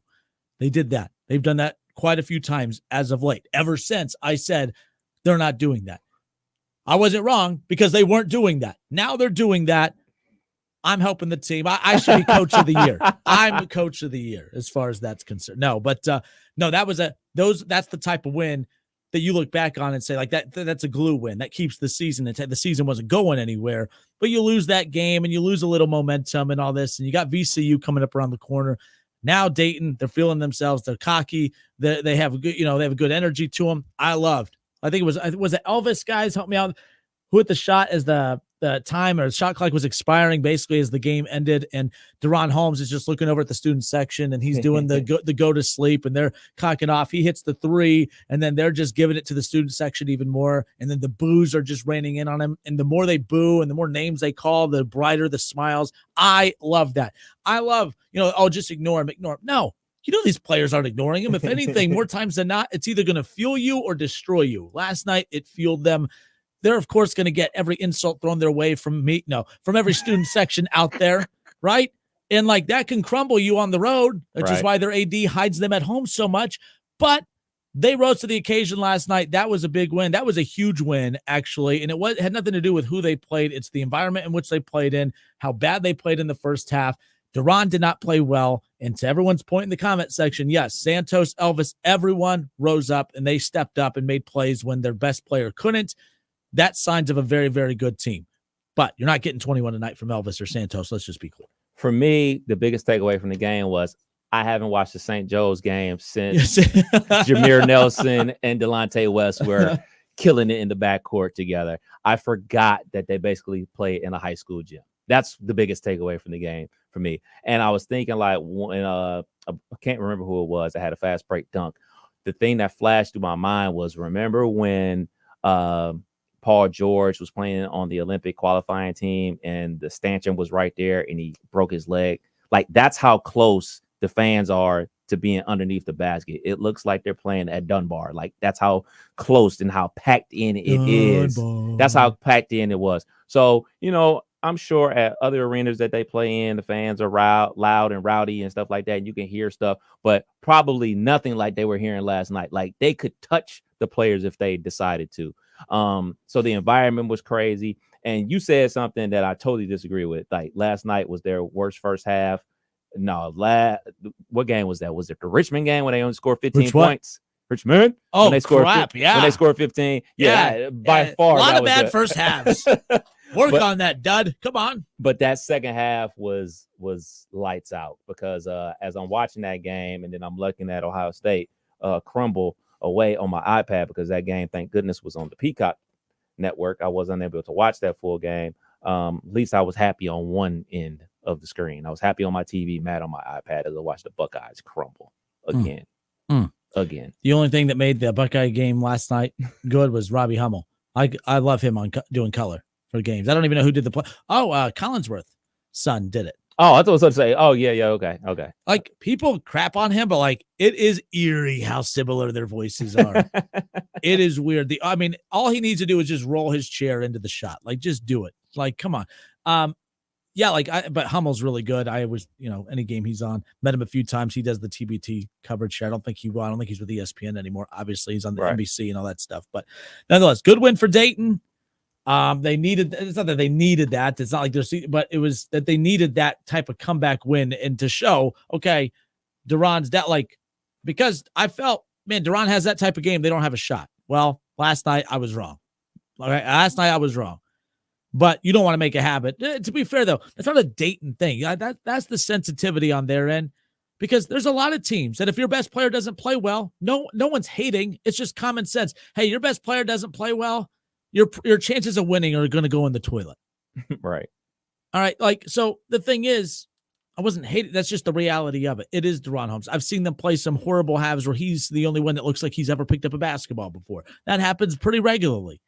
That wasn't the case last night, and they showed that they're capable of doing that. Dayton stays on the road. They'll play again on Friday. They travel to Richmond to take on VCU. That's a 7:00 tip-off, and then they'll return home to their safe space on February 13th as they have Duquesne. One of my best friends, Kev. One time, I think we were at B-Dubs or something. I go, oh, who's Dayton playing? And he said, oh, Duquesne. I'm like, Duquesne? Who the hell's Duquesne? I'm like, oh, Duquesne. Goodness gracious. Duquesne. And then he tried to play it off. Oh, yeah, that's just what I call him. I'm like, that's what I'm going to keep calling him moving forward. Shout out. Nate, if you're listening, that was for you. Just throwing that out. Lots of upsets in college hoop last night. Clemson went on the road to number 3 North Carolina and got a big win, 80-76, and also a blowout, big time blowout in Oklahoma. Shouts out to the Sooners. BYU traveled to Oklahoma and got their doors blown off. Oklahoma isn't even ranked this year. BYU is their 21st. Oklahoma won that game 82-66. Just speaking to the fact that parity is alive and well in college basketball. So when you're filling out your bracket, just don't look at the little number versus the big number and just say, well, the little numbers are number 2, the other ones are number 5. They're going to beat them. This year is wide open. Yeah, and that's the other reason Dayton keeps moving up too. They're playing a bunch of nobodies, but the somebodies are losing to somebodies, and there you go. But parity, yes, what Kev said, parity. No, how about Brad Brunell's team too? Yeah. How about Clemson? As long as he's been at Clemson, they've never won there. He has success against Duke. But now you get that North Carolina team. I'm gonna tell Coach Brunell. He used to coach Wright State. Keep his hands off his players, man. Keep your hands off your players like that, man. Sometimes you just need to shake things up or shake him up a little bit. Keep your hands off the players. Just want to show him what he can do. Yeah, because I got my money on one of these players.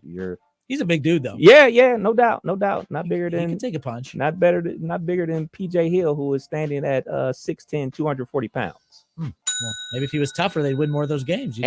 And he's half his age. I'm a big Bob Knight fan, so keep your hands to yourself, Coach. Intimidation. That's why I couldn't be a coach. I'm too fat. It's kind of like Rabel, apparently. Is that you that sent me that story? How about that? It's pretty wild stuff. We'll touch on that in a bit. That is woo. Duquesne Dukies. That's right. So Jody.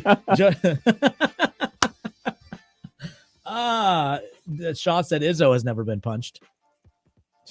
Keep it up. Well, these players just listen. Do what you're freaking supposed to. We'll be right back. Kenner and Kev, 1410 ESPN Radio. Duquesne. Love it.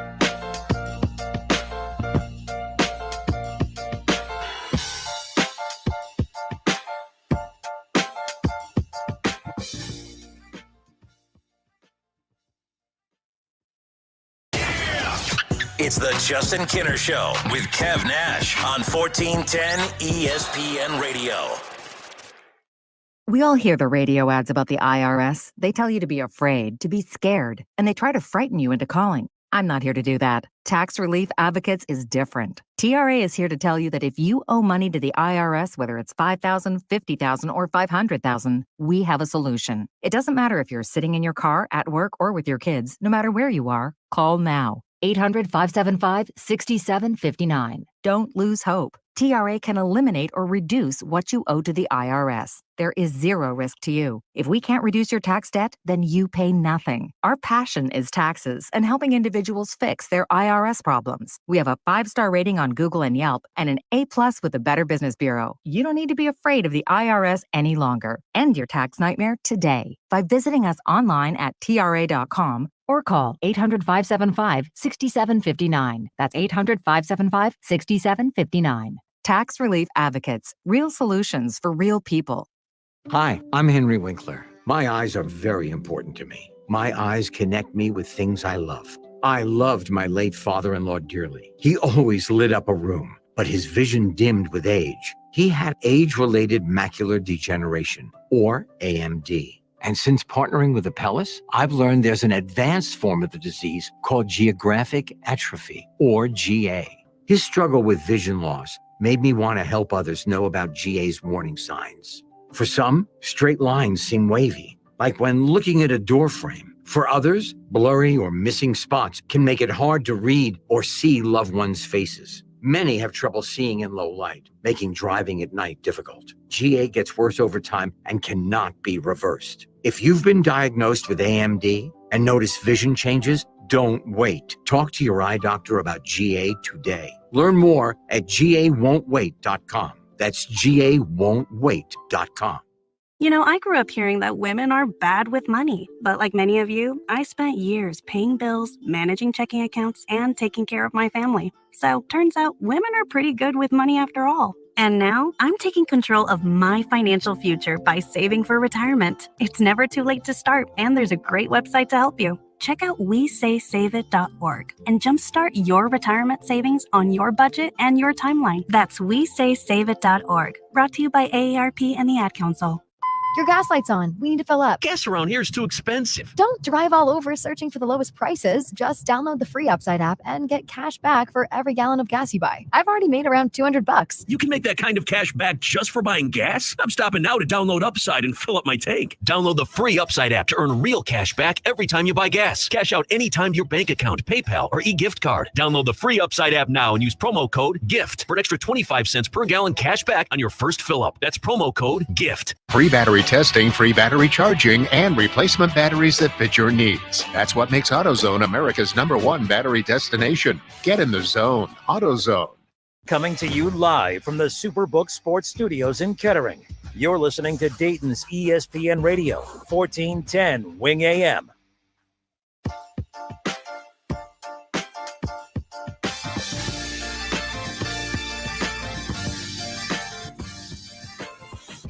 Cannon, Smith, and Jigba. The Seattle Mariners claimed outfielder Smith and Jigba off waivers today from the Pittsburgh Pirates. That was wild last year at opening day for the Reds, with Jackson Smith and Jigba's brother, finding out that that's actually his brother. But, how many Smith and Jigbas are actually out there? So, right. Interesting nonetheless. But, yes, claimed off waivers. The only reason that I found that interesting is just because he was Jackson Smith and Jigba's brother. So, I don't think anyone cares about a bad player from the Pirates going over to the Mariners, other than the fact that he's Jackson Smith and Jigba's brother. So there you go. JSN. We welcome you back again. It's the Kinner and Kev show here on 1410 ESPN Radio. How about this? We joked about it a little bit ago, but this was kind of a wild reason to not get a job. A lot of interesting coaches. Mike Vrabel not getting a coaching job was kind of interesting, but according to no longer with ESPN, but the Athletic, Diana Rossini, NFL insider, Mike Vrabel, being a large person, scared away some teams in certain ways from hiring him as their head coach, according to an anonymous NFL GM that told that to Diana Rossini. He's a very large human being, and he could be very intimidating to people in an organization that are going to be part of these decisions. That is a factor. Huh? One, we would be foolish to believe stuff like this doesn't happen all the time. I believe that happens in everyday life, everyday work environments. People are not hired for their appearance, be it if they're an overweight person, be it they're a short person, be it if they're attractive or non-attractive. That happens in everyday walk of life. But with that being said, that is wrong. That is wrong for what's happening to Mike Vrabel. If that's true, that is wrong. If it's happening to the average Joe out there just trying to get a job at wherever because of their appearance, that is just flat out wrong.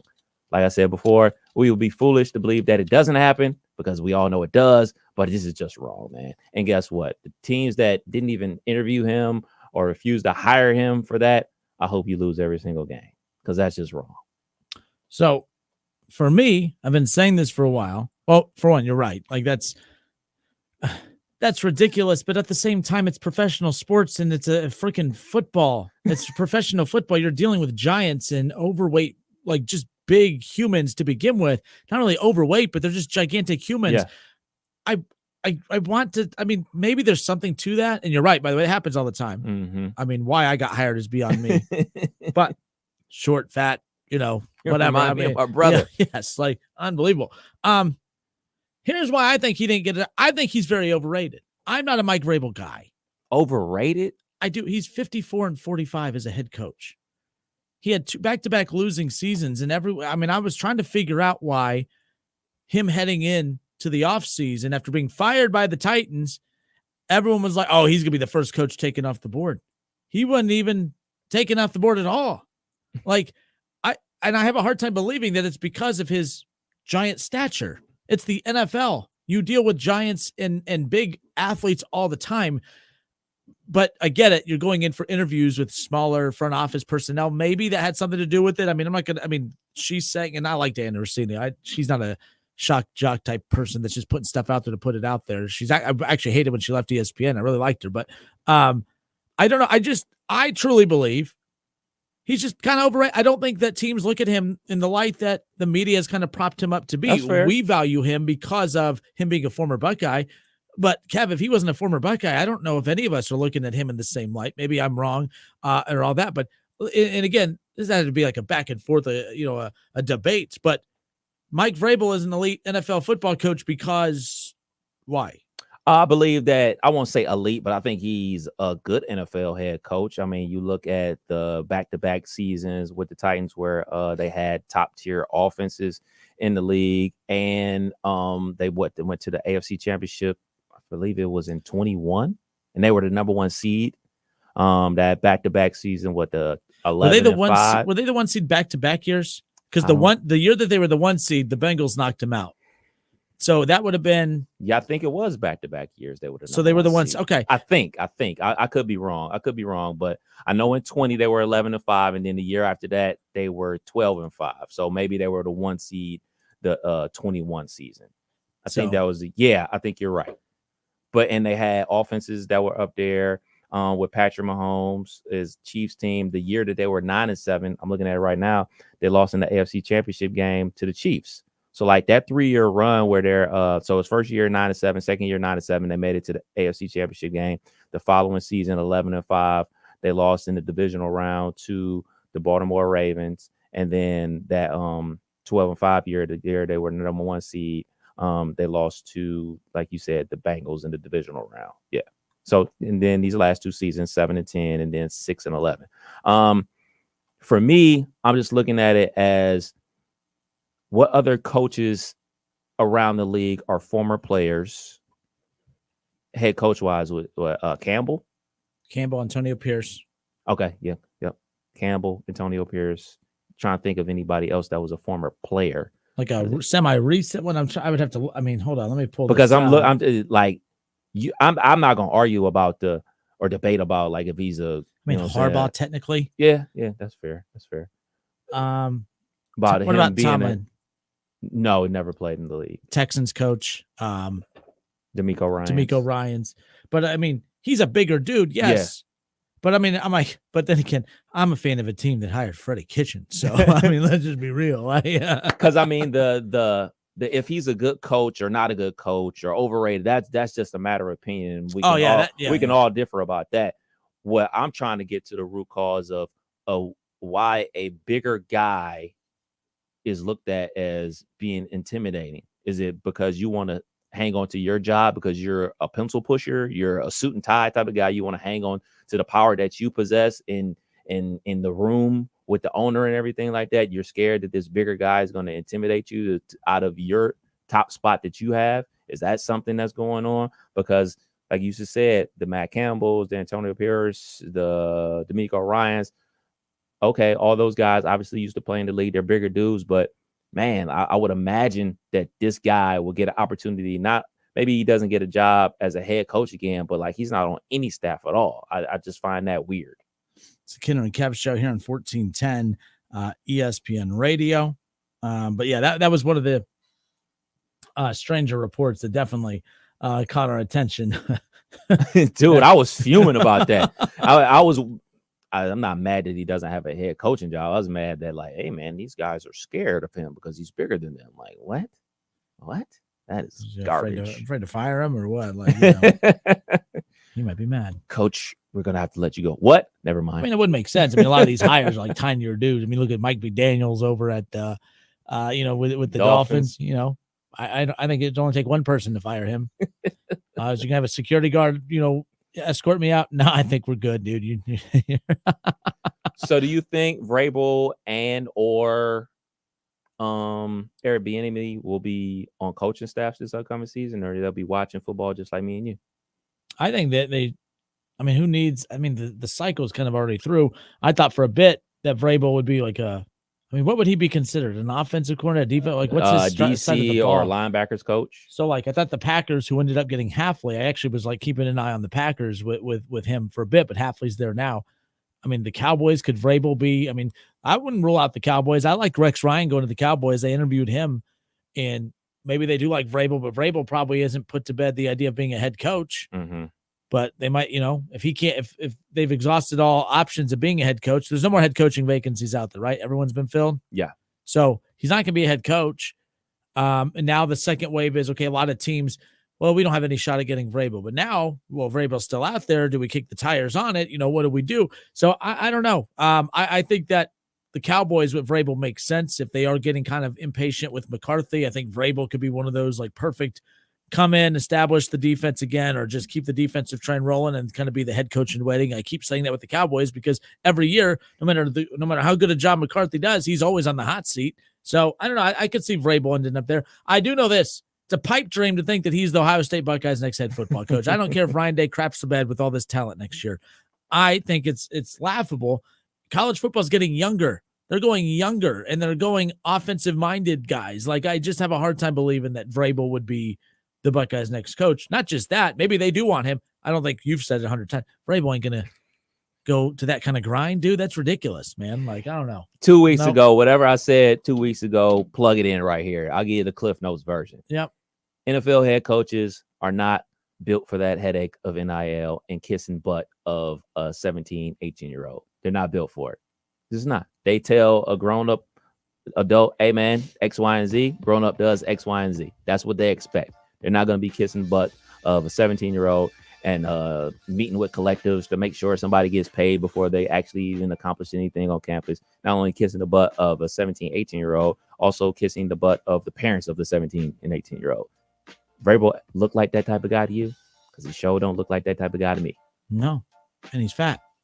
I'm joking. For the story, he does not remind me of my brother. How tall is Vrabel? I mean, does he look like that overwhelmingly big of a dude? I mean 6'4", 260. Hands of a giant. I mean, we work with KB. Look at KB's hands. I remember the first time I met KB, I shook his hand. He shook my forearm. Just a little guy. How about this? There's been 48 winners of the Super Bowl MVP award, right? Different winners. Mm-hmm. Okay. How many of them have come from the state of Ohio? Ohio has produced blank Super Bowl MVPs, tied for the fourth best amongst all states. Let's talk about that when we come back. I found that kind of interesting. This is the same company that tried to get me to have Randy Moss on the show. So I don't know how credible it is, but we'll see. Kenner Kev Show. We'll be right back.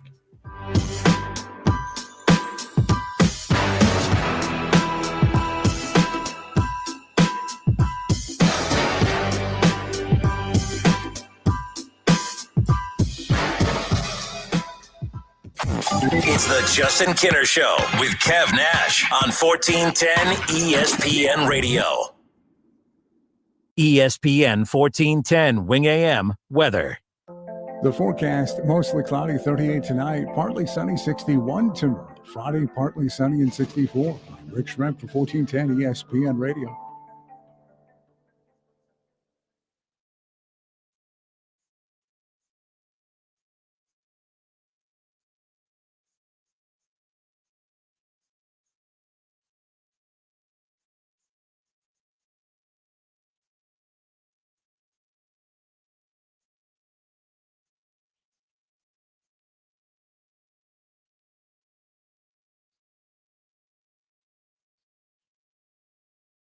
Score great savings on your bathroom project now at Menards. Max has more than 1,000 shower doors, bathtubs, and showers to add luxury and style to your bathroom.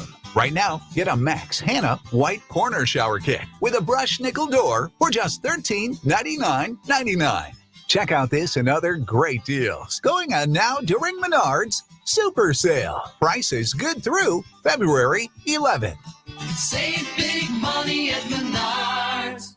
By now, you should know Audio Etc. has all the same sales and deals on TVs and projectors as everyone else. But did you know we also have some of the world's best hi-fi? Hi, this is Kirby from Audio Etc. And we do have some of the best home theater, high-fidelity gear on the planet. Not only do we have your favorite brands like Clip speakers and SVS subwoofers, but audiophile greats from Bowers & Wilkins, Kef, NAD, Marantz, Cambridge, Mark Levinson, and plenty of vinyl and tube gear. Plus exotics you only see in the magazines. Stop by today and visit Audio Etc's crazy cool showroom and see and audition the best audio and video has to offer. While you're in, check out our huge selection of pre-owned vintage gear. A great way to afford great gear otherwise out of reach, or revisit old classics. Audio Etc. Sound advice you can trust. Audio Etc. 551 Congress Park Drive at the corner of Paragon in Centerville, or call 434-9770. Audio Etc's crazy cool showroom.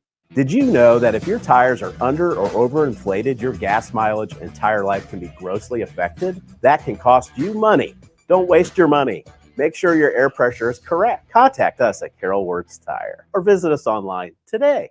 Did you know that Carroll Works services fleet vehicles? We specialize in mixed fleets. If you have a fleet of vehicles or equipment, we tailor service programs to meet your specific needs and keep your business moving. Give us a call or visit us online today. Free battery testing, free battery charging, and replacement batteries that fit your needs. That's what makes AutoZone America's #1 battery destination. Get in the zone. AutoZone.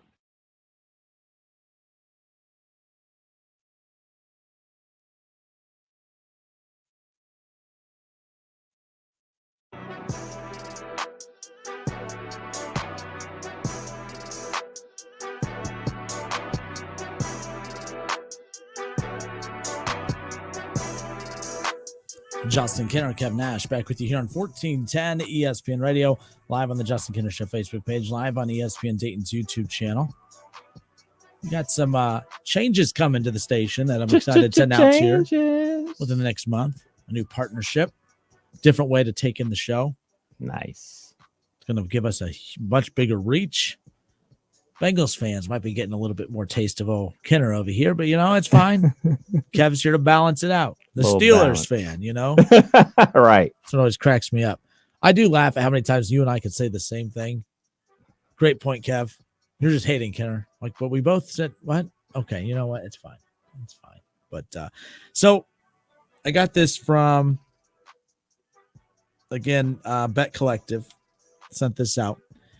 And when you click on the link, of course, some of the highlights. Let me pull this article up just so I can, follow along here. But I thought this was interesting, nonetheless. Where it was talking about the fact from each state, which state has produced the most Super Bowl MVPs, not college, but state. Mm-hmm. So it highlighted, some of the stuff about Ohio. So Ohio has produced 4 Super Bowl MVPs, tied for the 4th best amongst all states. 4 total wins by Buckeye natives, ranks 3rd all time amongst all the states. Ohio is one of only 9 states to have produced multiple Super Bowl MVP trophy winners. Mm-hmm. Now, that's it. That's all it provided us. It didn't give us the damn names. Now, you've come up with a few. I know 3 for sure. Desmond Howard from Cleveland. Okay. Lynn Dawson is from Alliance, Ohio. And who else? I believe Larry Zonka is from Ohio as well, if I'm not mistaken. So who's the 4th one? This was a hell of a tease, and it's something I didn't even have the answer for, so we're all learning together. Yes, correct. Larry Zonka is from Stowe, Ohio. Huh. But I couldn't tell you who the 4th one is. But that's the thing. We've gone through the MVP list. There's 48 of them. 48 win. There's 48 win. There's more Super Bowls than that. But again, there's been some who have won it more than once. Pretty wild as far as that's concerned. I couldn't tell you who 4th was because I'm looking at the list and like obviously Joe Montana. Where is Joe Montana from anyway? Joe Montana? He's from Pennsylvania originally. Marcus Allen's from California. Doug Williams, I believe, is from Mississippi. Let's see. Some people are. I couldn't tell you who the 4th one was. Who's from Findlay? Shaw, you said he's from Findlay. Who's from Roger? Roger? Roger Staubach's from Findlay? No, he's from Cincinnati. We talked about this yesterday. So is that the 4th? Roger, remember we talked about yesterday about the Kelsey brothers doing the dual bobblehead? Uh-huh. And Roger Staubach, he was technically born in Cincinnati. Really? Yep. That's why I says as a joke yesterday. I'm like, oh. So did we just answer it? Let me Was that it? Check. Packers fan Tim, what up? Hey, that's what I was going to say. I called right away because I think it's Roger Staubach. He's from Cincinnati, went to high school in Cincinnati. went to the academy, and then I think he might have been the fourth one, but you guys already got it. So no, you're right. Super Bowl 6. He is from Cincinnati. So that would have been the 82 years easier one. young. That was actually, so that they send this article, saying Ohio has produced 4 Super Bowl MVPs, and we got 3 of them, but we could not figure out that fourth, and the fourth was probably the easiest outside of Desmond Howard. Right. Interesting. Yeah. Interesting. Look at that. I don't remember if he went to Elder or LaSalle. I don't think it wasn't Moeller or it wasn't X. I don't know. Maybe it was. I don't think Moeller was around then, but I think he went to Elder or LaSalle maybe. Or McNick. Actually, he went to one of the schools that's now co-ed. That wasn't co-ed, but it was a single guy school, I think, back then. So yeah, he went to one of the Cincinnati schools. Then he went to Purcell. Was it LaSalle? Purcell. Oh, Purcell Marion. Purcell Marion. Purcell Marion. Purcell and Marion merged. But yeah, so it's probably Roger Staubach. Yeah, that's Anyways, he's from fun Cincinnati. listening to you guys. Oh, hey, one thing too about the Super Bowl. Yep. You guys. Oh, Joe. Since we're talking about local guys, isn't that something? Joe Tooney. I think it's his 8th year in the league. This is his 6th AFC championship. He's not playing, I think, because he's hurt. This could be his 4th Super Bowl ring. Isn't that incredible? First team All-Pro this year, second team All-Pro the previous 2 years. Talk about local guys that are having a really great career. That's amazing. How many cities have one guy that's could have 4 rings here? And also speaking of linemen, Taylor Decker, the kid from Vandalia, Butler, and Josh Meyer, the center for the Packers from Miamisburg. When they got off the plane in Green Bay after the loss to the 49ers, he was wearing his Miamisburg football hoodie, which is kind of cool. Very nice. Very nice. All right, guys. Fun show as always. Take care, sir. Good hearing from you. Roger Staubach. There we go. I knew it was a bunch of guys that were from way back in the day. But I'm just mad because we just talked about it yesterday. Right. That's what takes. That's that memory issue of mine. Guys, thank you.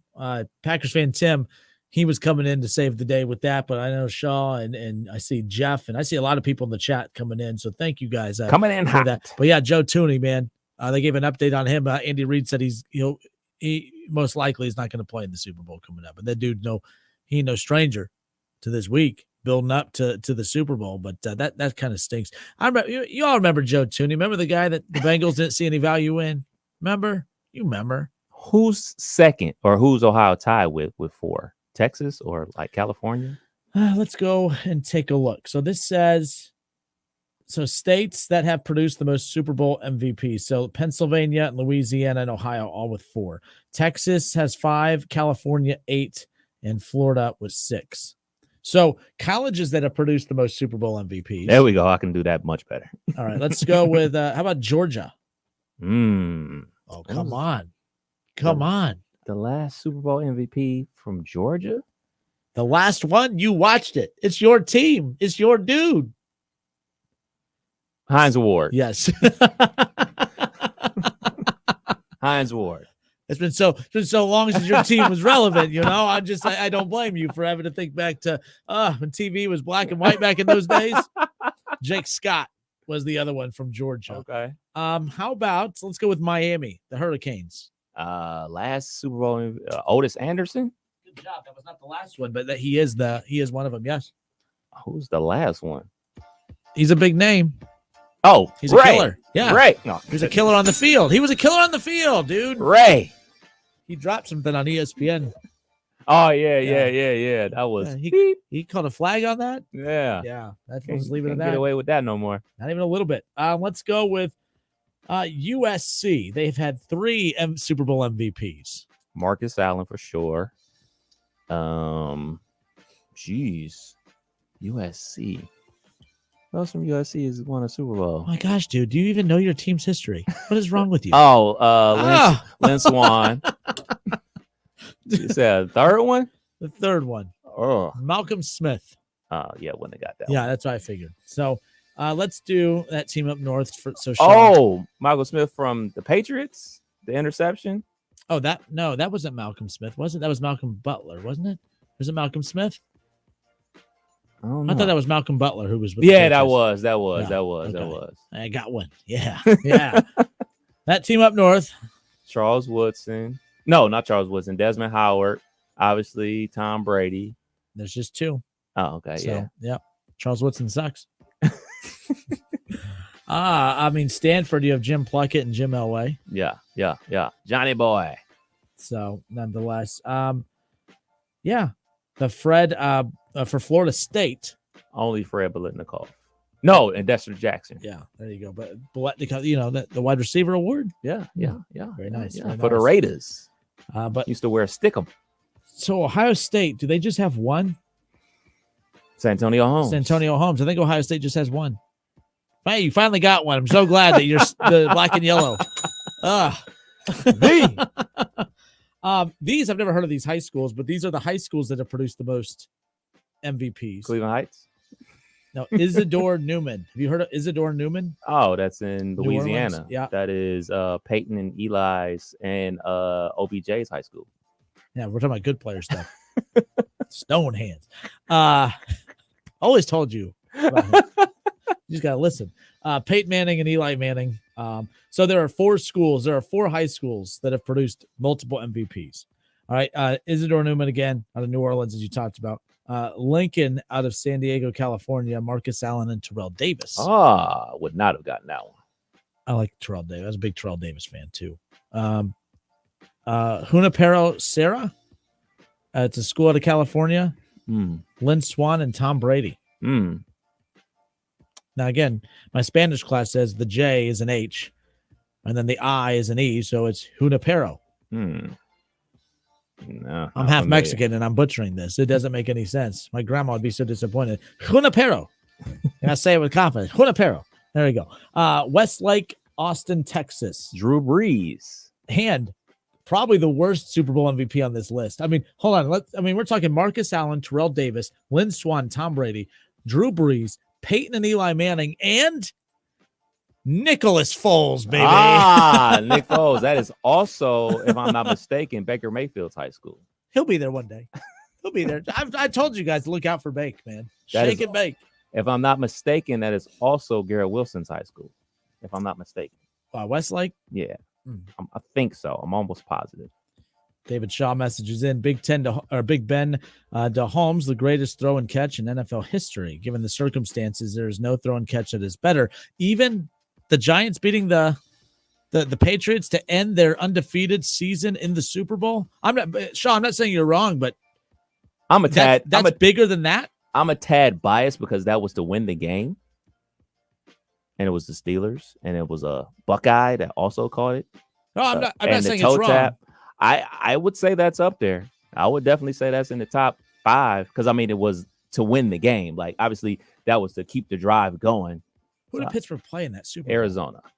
Oh, we just talked to. It's like I can't remember what we talked about the day before. We had total control of that game until that slant route from Fitzgerald split the safety, split Ryan Clark and Palomalu, and he took it like 70, and then wait a minute, we're losing.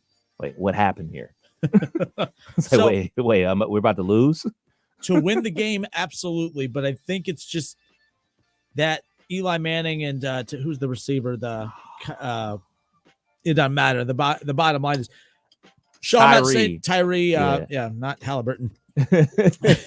We got Halliburton coming up. We'll talk about him in the association catch up. No, I'm not saying you're wrong. Because it is to win the game. That's where it does lean that way.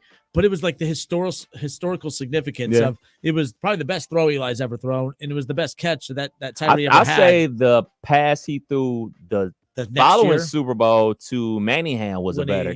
Who the hell was it? Greg Tyree. Is it Greg? It's not Greg Tyree. Butcher, I don't trust you today. I trust you most days. Today, I have David Tyree. David Tyree. Damn, you were off today. Hey, I got the last name right. It's your last day. It's your Friday. We going up. We going up. Shaw, you're not wrong. I think yes. The only reason I'm including that in there is just because of the fact the historical significance of it was Tom Brady, it was Bill Belichick, it was the Patriots, it was 16-0, it was 18-0, it was 18-1 when it was all said and done. Hold that L. So even though Randy Moss is my favorite wide receiver of all time, I was rooting for the Giants. I really wanted Randy Moss to win himself a Super Bowl. Love Randy, my big horse race. With that, Kev Nash is the Association catch up when we come back. Damn it, Kenner.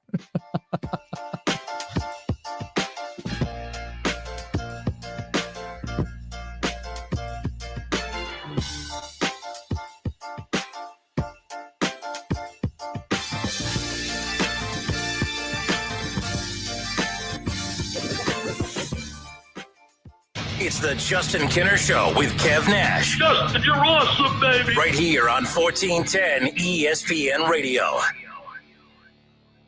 Some days I cover up because of my moderate to severe plaque psoriasis. Now I'm hitting the road with clearer skin thanks to Skyrizi, Risankizumab Riza, a prescription-only 150 milligram injection for adults who are candidates for systemic or phototherapy. With Skyrizi, 3 out of 4 people achieved 90% clearer skin at 4 months. And Skyrizi is just 4 doses a year after 2 starter doses. Don't use if allergic to Skyrizi. Serious allergic reactions and an increased risk of infections or a lower ability to fight them may occur. Before treatment, your doctor should check for infection and tuberculosis. Tell your doctor if you have an infection or symptoms such as fever, sweats, chills, muscle aches, or cough, or if you plan to or recently received a vaccine. Thanks to Skyrizi, there's nothing on my skin, and that means everything. Ask your doctor today about Skyrizi, the #1 dermatologist prescribed biologic in psoriasis, and visit skyrizi.com or call 1-866-SKYRIZI to learn more.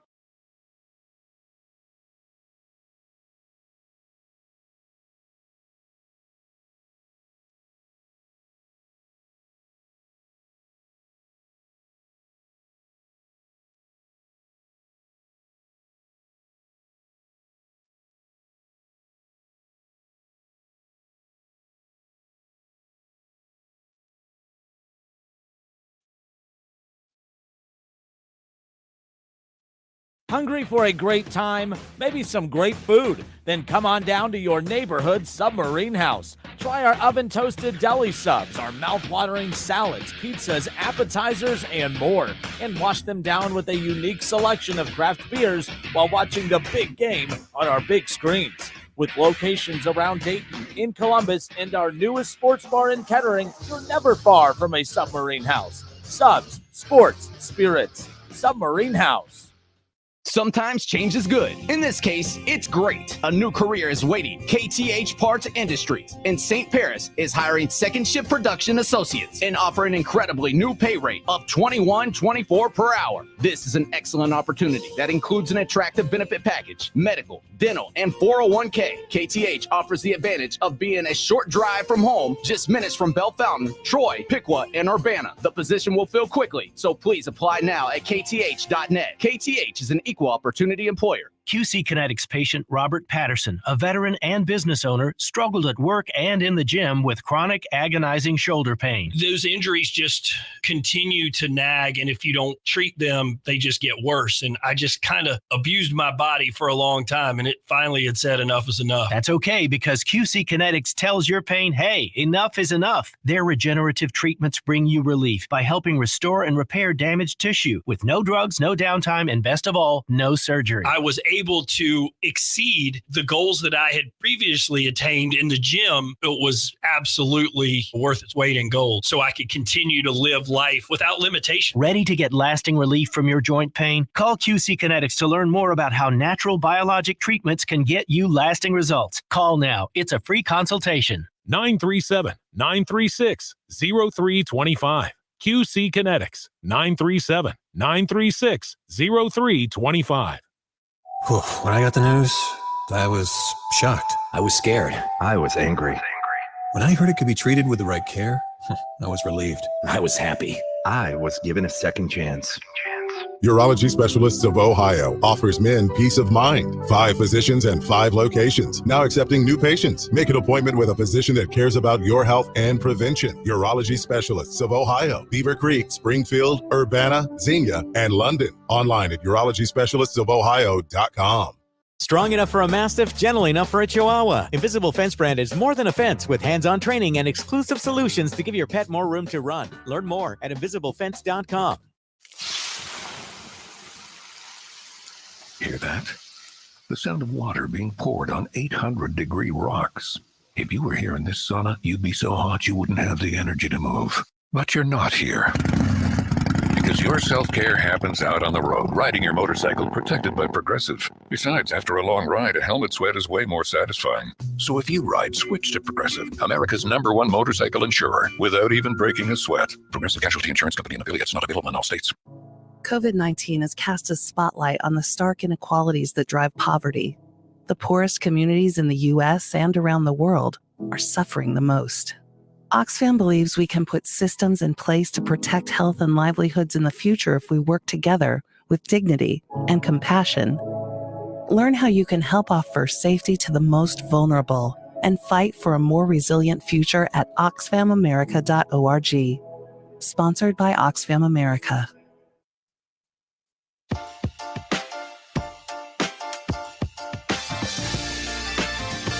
Hour number 2. It's the Kinner and Kev show here on Dayton's ESPN Radio, 1410 Wing AM, 4 o'clock here in the Miami Valley. We're off and rolling. We rolling. We talked about it last hour, but yes, I did get to drive the truck in today. Always nice when the wife lets me drive her truck. So there you go. Look at you. There you go. But we had to have a talk about who's responsible. I noticed she gives me the truck when it's pretty much almost out of gas.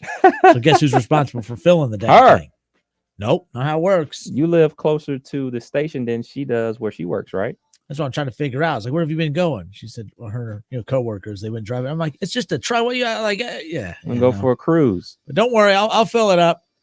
I'll fill it. I work in radio. It's fine. I might just buy another truck. Oh, so much money in radio. Big so spender. much money in radio. All right, good stuff. We opened up, top of the hour headlines. That's how we opened up the show today. Ryan Day had some interesting comments during his media availability. We opened up with that as